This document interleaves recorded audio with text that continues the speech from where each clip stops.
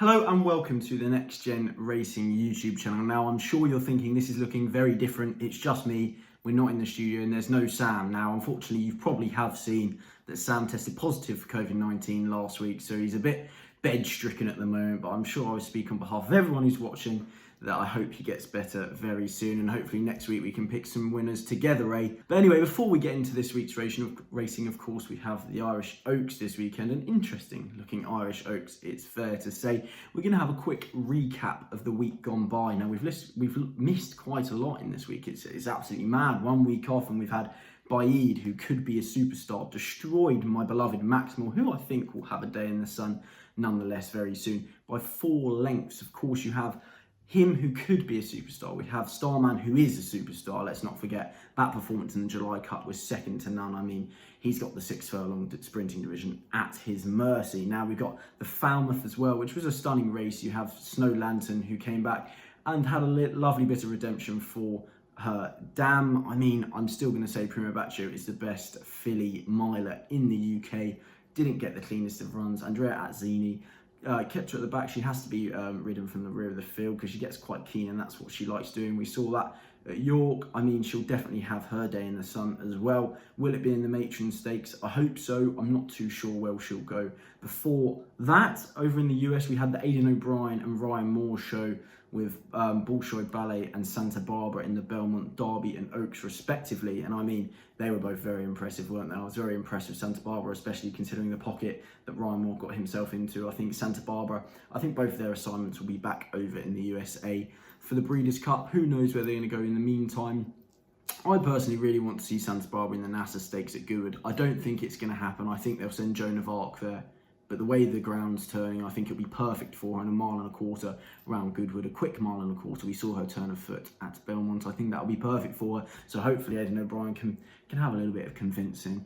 But I mean, on Wednesday, we saw Hurricane Lane cement himself at the top of the middle distance division. What a performance in the Grand Prix de Paris that was. That turn of foot that he showed was absolutely electric. He left Alan Kerr in the dust. And I think Alan Kerr is a very, very good colt himself. But the question for me is, should he have been towards that rear of the field? No, but he was drawn horribly, so he still stayed on from the back of the field, but it was all about Hurricane Lane, isn't it? I do think he's a proper ARC candidate. And now I think the only way to finish the recap is to talk about the unfortunate passing of Galileo now, of course, at the age of 23. I mean, it's quite hard to put into words just how much he's done for our sport. I mean, he's a 12-time champion side, 5 winners of the Derby, 91 individual Group 1 winners, 20 of his sons have side Group 1 winners. I mean, he's just a champion in every sense of the word, and he will definitely be sorely missed, that's for sure. Now, anyway, we're going to get into the action. We're going to start on Saturday at Newbury in the Hackwood Stakes. It's a Group 3 over 6 furlongs. I think this is between the top 3 in the market. You've got pretty much 3 co-favourites there with Diligent Harry, Kings Lynn and Tabdeed. For me, I'm not convinced with Diligent Harry. I need to see that form transferred from the all-weather to the turf to be completely convinced. Of course, he didn't win the Chip Chase Stakes with a nice handy 3-year-old allowance. He has that 3-year-old allowance again today, so he could prove me wrong. I'll be happy to see Clive Cox prove me wrong indeed. We know it's a proven route for Tabdeed. Came out on reappearance last year at Newcastle, finished second to Glenn Schill, who of course went on to be a very, very good performer himself, and then came and won this in good style. He's top rated, so will undoubtedly be the one to beat on paper, I suppose. But for me, I'm a big fan of Kings Lynn. Now, I seem to always get him wrong, and this is the problem I have with Kings Lynn. I mean, I got him wrong at Ascot. I thought he had no chance in the King's Stand when he actually ran quite a good race. I think the race was ran to suit the 6 furlong horses. Of course, we saw Oxted do the business. I don't think that the form of that is that strong. You've had 2 horses come out and they've won listed races since. And one of them was Keep Busy, which was a listed fillies race as well, so I'm not too sure about that. But then again, in the Wokingham, he ran a great race. It was interesting how Ryan Moore and Oisin Murphy both had trouble on board him.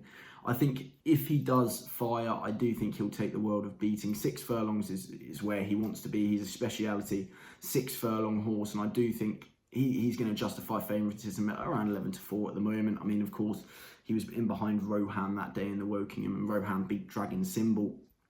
on his penultimate outing. And although people might say Kingsland will want a bit of give in the ground, he did finish second to Starman at Doncaster on good firm ground last year. So he'll get the vote for me at 6-4, 11-4. God, 6-4. No, he wouldn't have that. But anyway, we're going to transfer over to the Curragh now for their action on the Saturday. We start off with the Group 3 2-year-old over 6 furlong Anglesey Stakes.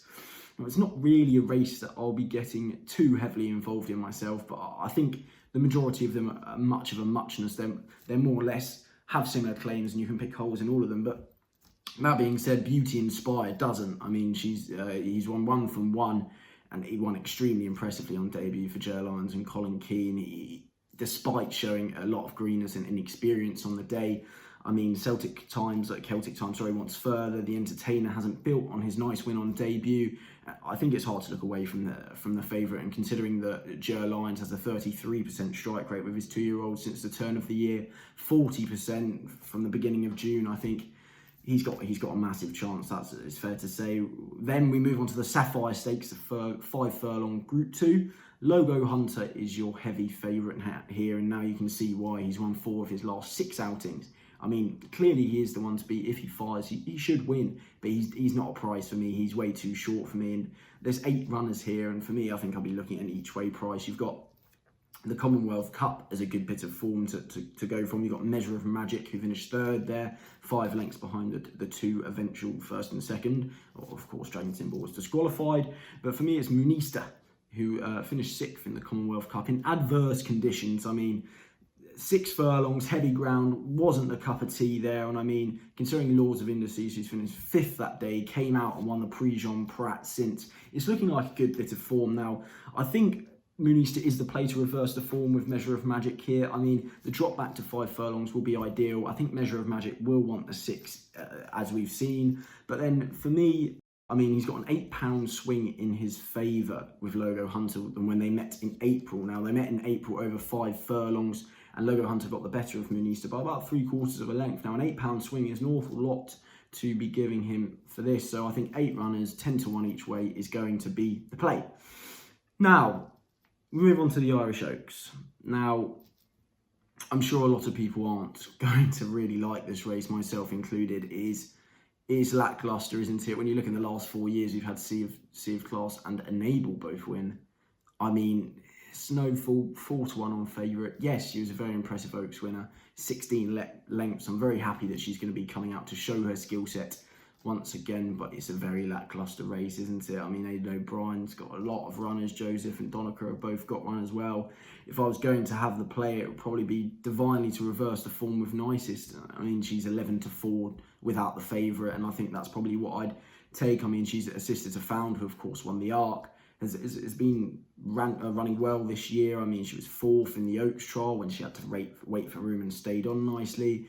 She was then 3rd in the Oaks, again, not getting a clear run and staying on nicely. And then she was staying on 4th in the Ribblesdale, a neck behind Nicest. Now, I think she'll have the ability to turn the tables. I hope she does. And 11-4 without the favourite, I think it's an okay price there. And that's it. That's it for this week. I mean, it's a very short one. I'm going to finish with 2 best bets of the weekend from elsewhere. We're going to come back to the UK, and they're both on Friday, actually. I mean, the first one is at Nottingham in the 4:50, and it's Far Hope for Simon and Egg Kristen. And now she's been progressing really nicely this year. She was only beaten once on her first 3 starts, and she finished 2nd that day. But she really didn't like the ground in the Sandringham. It was heavy, it was horrible, and she was up substantially in class. Now she's dropping substantially in grade here, and also onto a sounder surface, and she's 5-1. I think that's an okay price. I'll be having a little look at her. And then finally, the nap of the weekend is going to be Irv in the 5:15 at Haydock on Friday. Now, this is a much weaker contest than the last 2 he's competed in. He's finished 3rd and 4th respectively in big handicaps, and I do think he's going to take the world of beating here. He's got Aidan Brooks in the saddle taking off £5, and I think at 3-1 he is a cracking price, and hopefully the nap of the weekend. So yeah, that's it for this week. Unfortunately, no Sam this week, but hopefully I've managed to find a couple of winners for you all there. If not, I am sorry. But anyway, make sure you leave your tips below, who you think is going to win this weekend, who you think is going to win the Irish Oaks. I mean, if you don't think it's going to be Snowfall, I'd love to hear who you think. I know Willow will be a big fan for some. But yeah, I mean, make sure you like, subscribe, do all that good stuff, do all that lovely stuff. Stay safe out there, and hopefully bang in a few winners.